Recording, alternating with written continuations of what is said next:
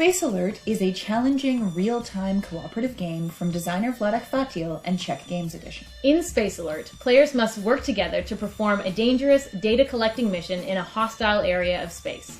You can play with 1 to 5 players, and it plays out in as little as half an hour. Each game of Space Alert consists of a timed 10-minute mission, followed by about 20 to 30 minutes of resolution. If your team makes it to the end of the game's 12th time step, intact without the ship being blown up, then you win. Now you can tally your score for the game and see how your performance in this mission compares against past ones. Players begin by choosing one mission track off the game CD. Then they set up the main board with the threat decks. Each player then chooses an action board and a crew token, which goes on the main board in the bridge area. Then each player draws 5 cards for each of the 3 phases of the mission and places them face down on their action board. When the players start the CD track, the action round begins. Now you're going to plan your actions by playing action cards face down in each of the action board's 12 action slots. You can talk to other players about what actions you're planning, and you may also be able to draw more action cards or give cards to other players if the computer announces incoming data or a data transfer. During the first phase, players draw from their first set of 5 action cards to fill their first 3 action spaces on their personal board. Each card has a movement half and an action half. Depending on which side you choose to place face up, that will be the active half. So if you choose the movement side, you're going to move 1 sector left or right, depending on the card's arrow, or use a striped gravel lift arrow to move up and down between levels. Actions are marked with letters or special symbols and are going to vary depending on the sector of the ship that you're in. The A action fires a weapon at your section, using the listed range, attack value, and target sector. The B action charges up the shield, so their listed capacity, or charges up a reactor by drawing power out of the main core or out of a fuel cylinder.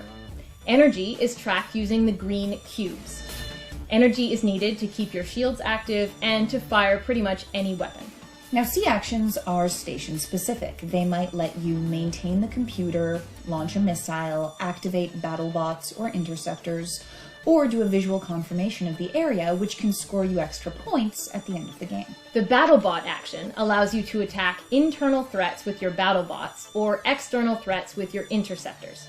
Each player also has 1 heroic action card, which allows you to add a special bonus to your action. Now, once the recording announces the end of a phase, then the cards in the slots assigned to that phase are locked in place, and you're going to draw the next set of cards into your hand and start programming the next phase's slots. While you're planning, the computer will announce incoming threats along with their trajectory path and their arrival time. Once this happens, the top card of the appropriate threat deck is turned over so everyone can see the threat that's approaching. You will have to adjust your strategy and change your plans depending on which threats are incoming. Now, when the computer announces the end of the mission, it's time for the resolution phase. Each numbered time slot of the mission has 4 steps that are taken in sequence: threat appearance, player actions, calculating damage, and threat actions. There's a counter that moves through each of the slots for these as you complete them, and if it makes it to the end of the board, then you win. During threat appearance, all threats assigned to that time slot are placed on their trajectory path.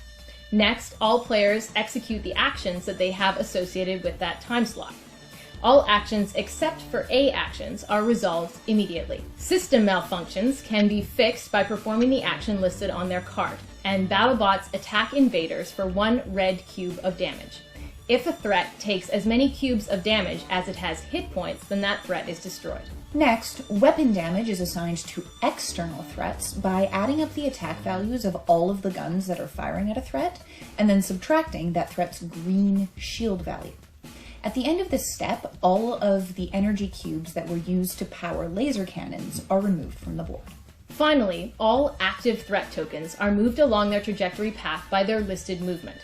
If they land on a space with a letter, then they perform an attack as listed on their card. The target of the attack absorbs some of those damage cubes with shield energy. So 1 red damage cube is absorbed by 1 green energy cube, and then the energy cube is removed from the board. Any damage beyond that is tracked through damage tokens, which are turned over to reveal which systems have been damaged in the attack. If one sector takes 7 points of damage, then the ship is destroyed and everybody loses. Now, there are a number of additional factors that are going to affect the outcome of your mission, such as computer maintenance, tripping, and systems damage that we haven't gone into in detail. This game comes with a tutorial CD and a walkthrough rulebook, and I'd strongly recommend that at least one person in your group is familiar with those when you set out on your first mission. So a big pro for this game is that even though it is so complex, it's really fast to set up and it's very quick to play. Playing time is really short given the amount of complexity here. It's also very fast paced, you're going to be moving really, really quickly, it's high energy. It's also very, very difficult, which is great for a cooperative game. You've got to work really well together, communicate well, and that's fantastic. I love cooperative games that are difficult to win. That being said, even if you do lose, you're going to have a great time because the theme and the story of this game is so engaging. Anybody who's played Galaxy Trucker is going to recognize the world of Space Alert, and there are some really neat tie-ins between those games that are a lot of fun to find.